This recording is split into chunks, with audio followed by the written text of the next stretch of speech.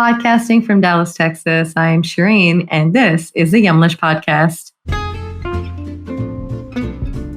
Yumlish is working to empower you to take charge of your health through diet and exercise and reduce the risk of chronic conditions like type 2 diabetes and heart disease. Through amplifying the voices of healthcare professionals, educators, and communities, we hope to share a unique perspective and a culturally relevant approach to managing these chronic conditions with you each week. Registered dietitian Candace Jones talks to us about the National Diabetes Statistics Report of 2020, the barriers to diabetes care as it relates to cultural food practices, and shares recommendations for culturally competent dietary resources.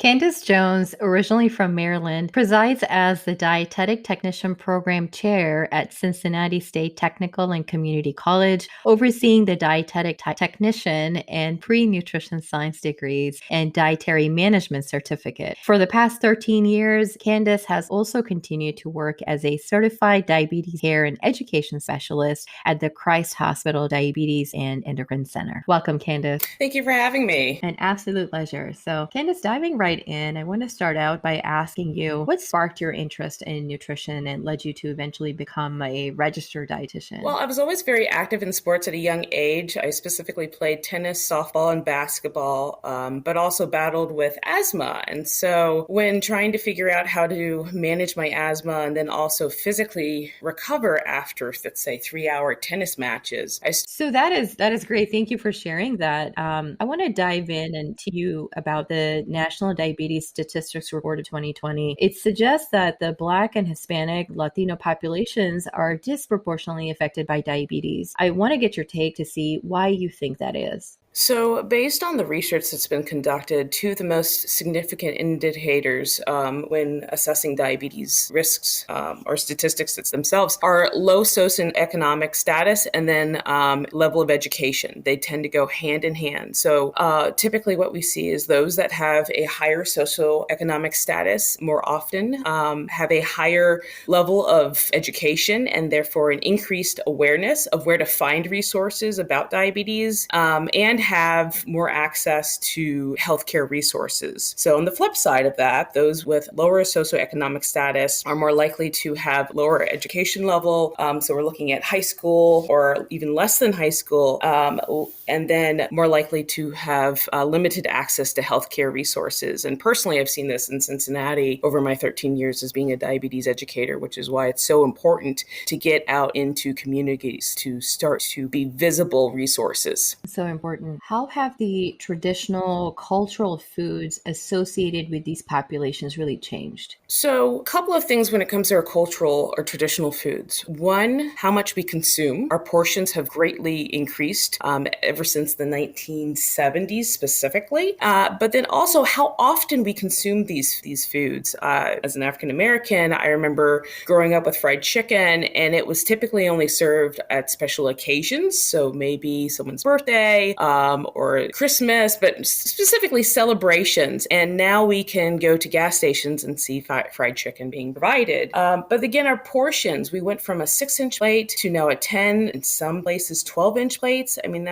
these traditional foods get a bad rap often, but it's about how much we consume and how often we're consuming them. But it's also paired with the fact that there's a lot more access to processed foods, and we have a significant decrease in physical activity. So if we're traveling back in time to, let's say, days of slavery, slaves could burn over 5,000 calories working in the fields. So those calories from these meals that may be containing high fat were necessary, but we're not nearly as active, and our portions have grown, and we're eating some of these foods more often. So it's not necessarily the foods are negative, it's what are we doing with those foods. And then what are the barriers to specifically diabetes care related to cultural food practices? I love this question. So it's kind of multi-layered. If we're specifically talking about patients or clients, lack of culturally relevant resources. Can I get resources or handouts or materials that are in different languages? And if I can, are they easy to for the clients to read? And what's their education level? What's their health literacy? Are they able to understand what these handouts say? I also think that the method in which we provide nutrition information or diabetes information, I think the old school method is lecturing and passing out handouts that are typically black and white versus using pictures or colors or other types of visuals or demonstrations, some type of hands-on and involvement with clients to help stimulate and engage clients to better understand how to manage diabetes. I think there are also a lot of misunderstandings or misperceptions, exceptions about the expense of healthy foods. And I think there are missed messages sent about the notion that we always have to eat organic or quote unquote clean foods. But we also have to look at food availability, food deserts. And lastly, I really want to focus on the family support system. Often there's this concern about diabetes being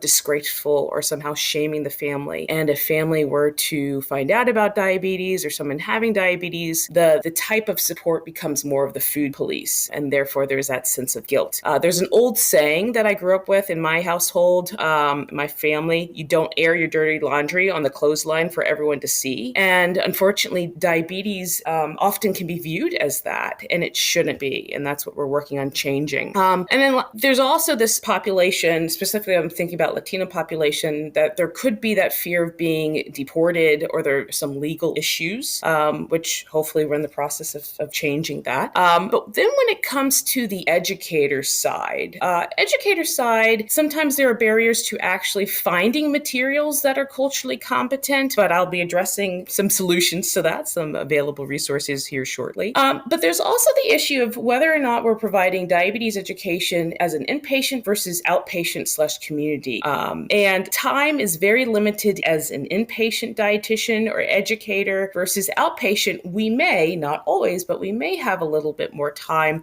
such as an hour session, a 2-hour session to work with clients. And I think that's where inpatient and outpatient/community diabetes educators and specialists need to work together. We need to have more referrals or a referral process in order to treat the community, help the community. Lastly, I think that sometimes there are barriers, or as I like to call them, resistance to change among individuals. And I think that we need to take this as just a period or moment for growth, for personal growth, to think about why we got into healthcare. We want to help others, which means helping others involves me learning how to teach others, not the way that I would want to be taught, but maybe the way that could engage someone else. So it involves thinking outside the box, which takes more time if we're unfamiliar with it. So with that, I want to talk about the cultural considerations specifically in diabetes as education and charter us a path for that. Yes. So the first component is, I think it's important that we all acknowledge the fact that there are cultural perceptions of health that are very unique and different for each individual. Everyone views health differently. And so having that as the initial notion going in and meeting with a client or patient greatly can help starting the process of opening one's mind and being an active listener. What is your client stating that they learn best from? So when we're considering the context of learning experiences, which is different for everyone, how can we best assist someone? So for example, in diabetes, old school methods are the exchange system, carb counting.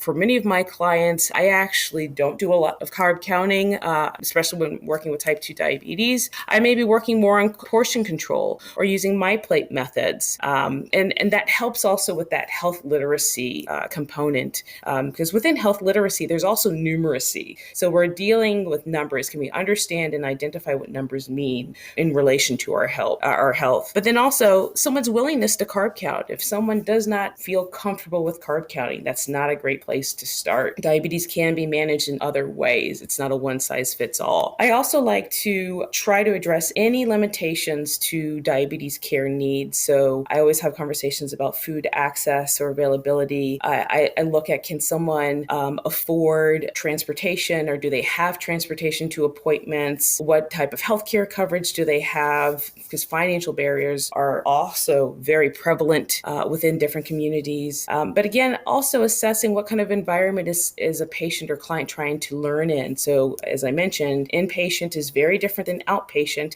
And even both of those are different from community settings, so such as a church setting, where someone may feel a lot more comfortable with their peers talking about diabetes. I try to be as sensitive, culturally sensitive as possible, and remember my own cultural humility, that how I grew up is very different from how others have grown up, and their morals and values, or how their relationship to food is. And so I try to meet patients or clients with where they are at. That is where we start. And then I try to provide information in any type of manner that is very relatable to the learner or the patient or client. And I try to be as person-centered as possible when helping someone create their goals around their nutrition management, or diabetes management, I should say. So again, really looking at, are any resources that I use culture, age, literacy level, and learning readiness appropriate? You mentioned MyPlate, and I'm curious if you can share an example with us of what that MyPlate looks like and how you sort of adapt that for various cultures. Absolutely. One of my resources that I love to use is out of the Bronx, New York, and it is called the Institute of Family Health. The Institute of Family Health has done a great job of basically creating materials or resources that are patient-centered, that are directly targeting the needs of medically underserved communities. So the communities we're basically talking about, and they actually created these wonderful colorful MyPlates. So again, half the plate is filled with non-starchy vegetables from a specific cultural background. A quarter of it has some type of protein, and then the other quarter has some type of starch or carbohydrate. And so they have what they call the American plate, that has like spaghetti and or pasta with a salad, and they have meatballs. But they also have plates from African American culture,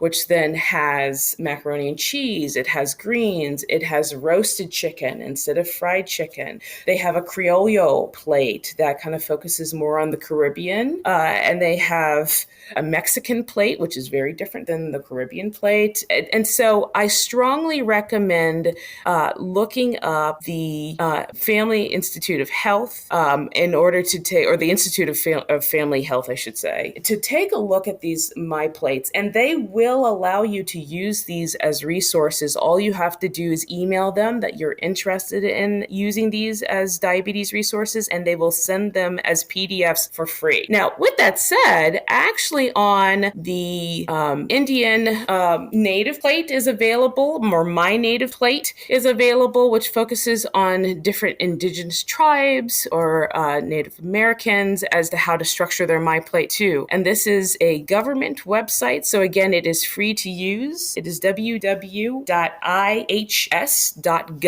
diabetes. And so they have a great plate that also follows the structure. When we had the, as I like to call them, the universal cultural food guide pyramids, they were tools more for, I would say, the educators or specialists more than the community. And when they went away and we just had this MyPlate structure through the USDA, there wasn't as much of an initiative to create that same effort of creating culturally competent MyPlate structures or templates. And that's exactly what the Institute of Family Health did. Thank you for sharing those resources. I am going to ask you for other recommendations that you may have for culturally competent dietary, any other resources that you may have to that end. Absolutely. Old Ways. Old Ways is a wonderful website that focuses on African, Asian, Mediterranean, vegetarian, vegan, and of course African practices, dietary practices. But then there's also a really good paperback resource specifically focusing on diabetes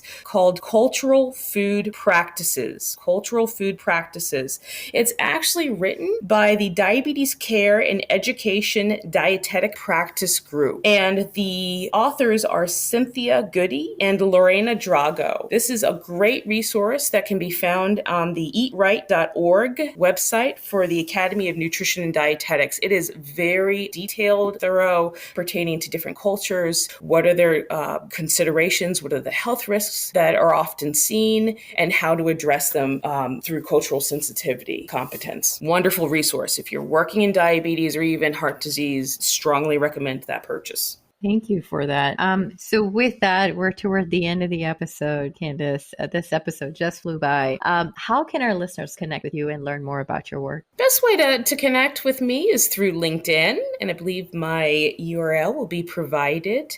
I can also be reached by going to the Cincinnati State Technical and Community College website. I am the program chair of the Dietetic Technician program, and my email address is candice.jones@cincinnatistate.edu. Lovely. Thank you so much for sharing. And thank you so much for coming on this episode and talking to us today. I had a lot of fun. Thank you for having me. And so to all our listeners out there, head over to our Instagram and we have a poll set up for you, and tell us how you feel the healthcare that you have previously been provided, if it has been culturally relevant to you. So how do you feel about that? Let us know your thoughts. Again, head over to our Instagram at Yumlish_ and find us. We hope you enjoyed this week's episode with registered dietitian Candace Jones. We definitely did. Before we go, here's a clip from next week's episode with Dr. Ian Patton. And when we look at healthcare itself, doctors and healthcare professionals oftentimes aren't actually trained a whole lot in obesity management specifically. They're experts in,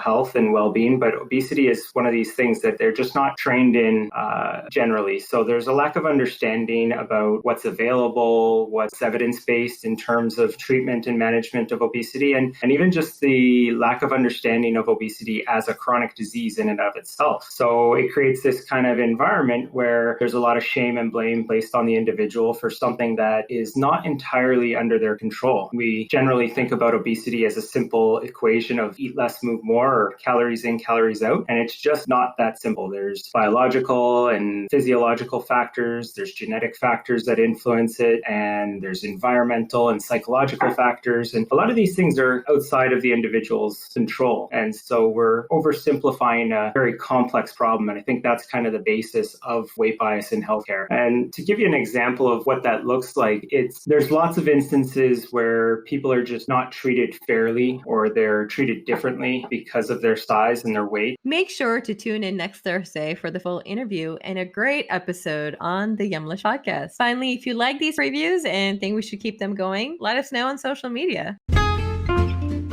Thank you for listening to the Yumlish podcast. Make sure to follow us on social media at Yumlish_ on Instagram and Twitter, and at Yumlish on Facebook and LinkedIn for tips about managing your diabetes or other chronic conditions. You can also visit our website, yumlish.com, for even more information and to get involved with all of the exciting opportunities Yumlish has to offer. All of the links are in the show notes below, so please don't hesitate to check us out. If you like this week's show, make sure to subscribe to the Yumlish podcast, give us a like, comment, or a 5-star review, and share us with a friend. This is Shireen signing off. Thank you again, and we'll see you next time. Remember, your health always comes first. Stay well.